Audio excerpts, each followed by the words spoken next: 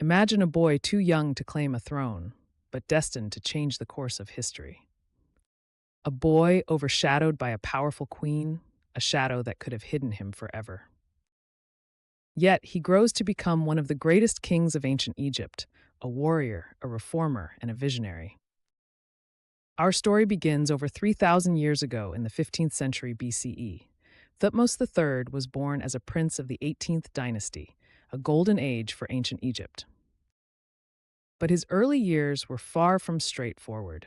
Following the death of his father, Thutmose II, the young prince was officially next in line to become pharaoh. The catch? He was too young to rule. Enter Hatshepsut, his stepmother and aunt, a powerful woman who became co-regent and later declared herself pharaoh. For over 2 decades, Hatshepsut ruled Egypt in his place, leaving the young Thutmose III as a mere figurehead. But far from extinguishing his potential, her reign gave him an extensive education in administration, the military, and diplomacy, shaping him for the throne he would one day inherit. When Hatshepsut's reign ended, Thutmose III finally ascended as the sole ruler of Egypt. And it wasn't long before he showed the world what he was made of. If there is one word to describe Thutmose's reign, it is conquest. Often referred to as Egypt's Napoleon, Thutmose III transformed Egypt into an empire during his time on the throne. Let's fast forward to the event that laid bare his ambitions and brilliance, the Battle of Megiddo in 1457 BCE. The city of Megiddo, located in modern-day Israel, was a stronghold for a coalition of rebellious Canaanite kings aiming to escape Egyptian rule. Thutmose, with his thirst for dominance, was not about to let that happen. The journey to Megiddo itself was legendary. Thutmose faced a choice of 3 potential routes to reach the city: 2 wide and safer paths, or a narrow, dangerous mountain pass. Most would have chosen safety, but not Thutmose. In a bold and calculated move, he led his army through the treacherous pass, catching the Canaanite coalition completely off guard. His gamble paid off spectacularly. The battle was fierce. Soldiers clashed, chariots roared, and the Egyptian army, under the precise leadership of Thutmose, achieved a crushing victory. The enemy forces fled to the city of Megiddo, and Thutmose, rather than launching a direct attack, opted to lay siege. Weeks passed as Thutmose's forces starved the city into submission. In the end, Megiddo fell, and its rulers were forced to kneel before the pharaoh. This victory was crucial. It not only crushed the rebellion, but also established Egyptian dominance over Canaan and beyond. But Thutmose's ambitions didn't stop there. Over the course of 17 military campaigns, he expanded Egypt's borders to unprecedented levels.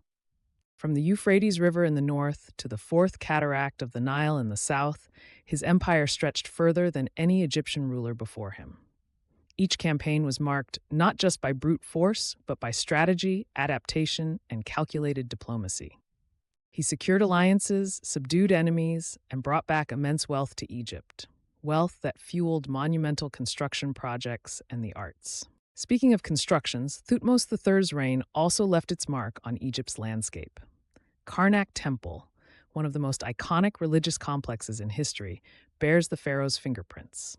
He expanded it magnificently, adorning it with towering obelisks and monumental reliefs celebrating his victories. His artistic and architectural contributions reflected not just his own achievements, but his connection to the gods.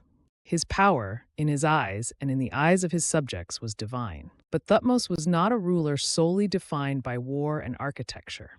He was also a skilled administrator. He reorganized the government and tightened Egypt's bureaucracy.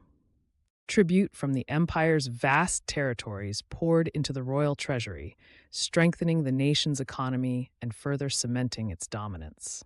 These measures stabilized Egypt internally, ensuring that while its army was abroad, the homeland remained secure and prosperous.